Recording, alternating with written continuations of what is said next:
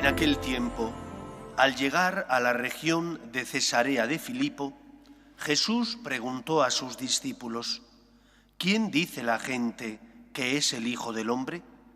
Ellos contestaron: unos que Juan Bautista, otros que Elías, otros que Jeremías o uno de los profetas.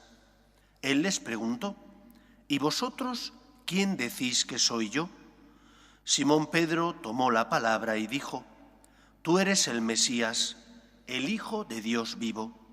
Jesús le respondió: Dichoso tú, Simón, hijo de Jonás, porque eso no te lo ha revelado nadie de carne y hueso, sino mi Padre que está en el cielo.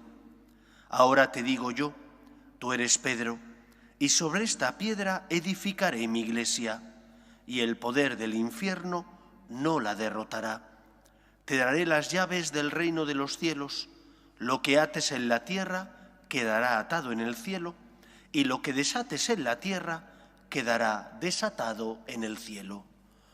Palabra del Señor.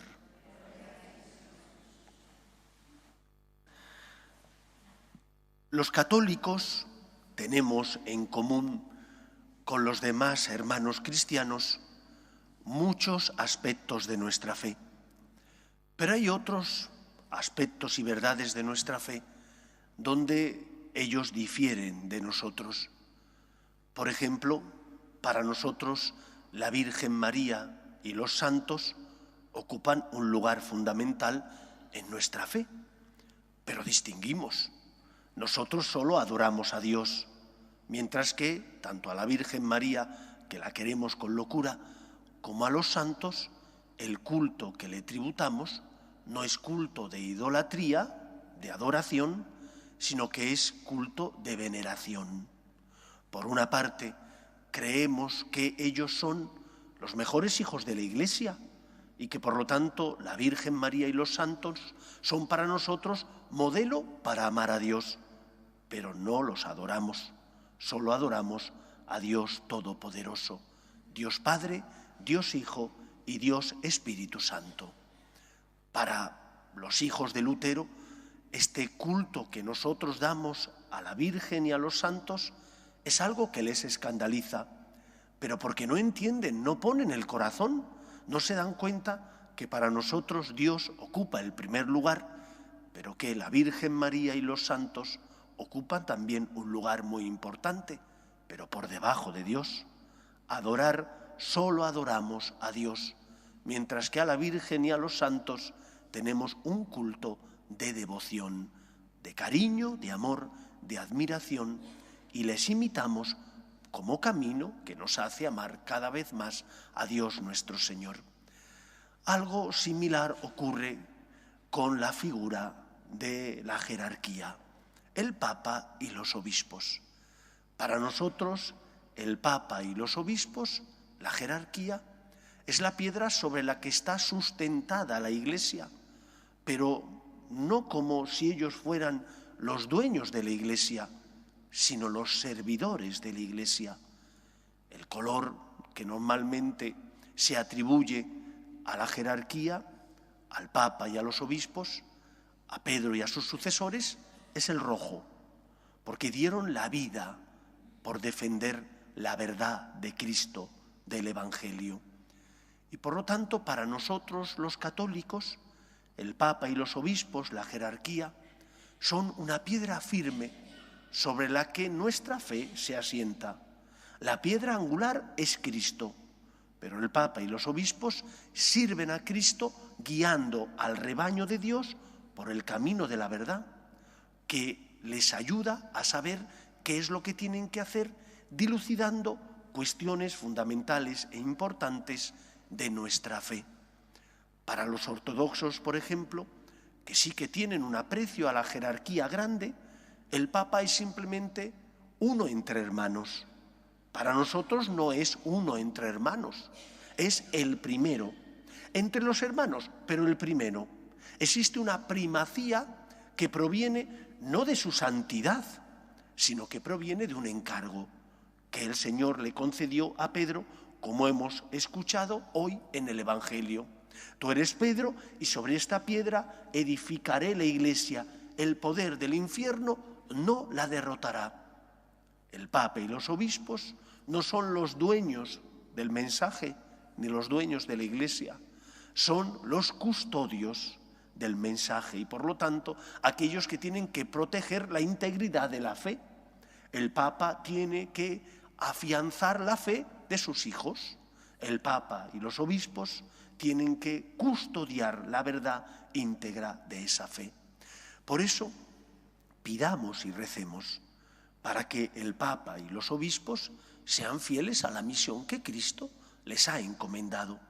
Pero también preguntémonos nosotros, ¿estamos nosotros dejándonos iluminar por la voz de Pedro y de sus compañeros, es decir, del Papa y de los obispos? ¿O por el contrario, nos suele interesar más bien poco lo que ellos nos dicen? Cuando no hay devoción a la Virgen María ni a los santos, la fe, nos ha demostrado la historia, entra en crisis. Después del Concilio Vaticano II, sobre todo de Centro Europa, provino una corriente de purificación, decían ellos, donde la fe ha de ser purificada. Quitemos todo aquello que no se fija únicamente en Cristo. Y suprimieron muchas tradiciones populares. ¿En cuántas iglesias ya no se reza el rosario? ¿En cuántos lugares el Vía Crucis ya no tiene importancia? Y las procesiones, cofradías, esa es la fe, decían, de los pobres, de los ignorantes. Suprimámosla para que la fe se purifique. Habrá que purificar lo que no era bueno, pero habrá que utilizar lo que sí es bueno. Y paradójicamente, en aquellos países y lugares donde la fe de los pobres se ha mantenido, las devociones populares, la visita a los santuarios marianos y también la visita a aquellos lugares donde se tiene devoción a los santos, porque allí murieron o tienen parte de su cuerpo, la fe en Cristo sigue siendo firme. La secularización ha hecho mella, pero mucho menos que en esos otros países donde para purificar la fe en Cristo se suprimieron las devociones populares. Y lo mismo ocurre con el amor hacia el Papa y a los obispos, donde hay amor a la jerarquía, donde esa jerarquía es entendida como un servicio que ilumina, que te orienta, que te ayuda a saber cuál es el camino que tienes que seguir. La fe en Cristo está mucho más firme que donde se tiene beligerancia hacia esa jerarquía, hacia esa misión de servicio del Papa y de los obispos. Estando afianzados en Cristo y en aquellos que el Señor elige para dirigir, iluminados por el Espíritu Santo, la nave de la Iglesia, la fe permanece, la fe no hace aguas. Cuando quitas todos esos instrumentos que el Señor ha elegido para sustentar nuestra fe, esas mediaciones, la fe más pronto que tarde se disuelve como un azucarillo en agua caliente, se disuelve y ya no se ve. Pidamos al Señor por el Papa, por los obispos, para que ejerzan el magisterio auténtico, siendo fieles a la tradición y a la verdad tanto natural como revelada.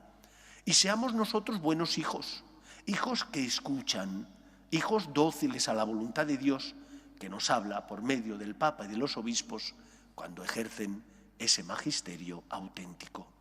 Recemos y pidamos por ellos, pero a la vez seamos hijos dóciles y obedientes a su mensaje, a su magisterio.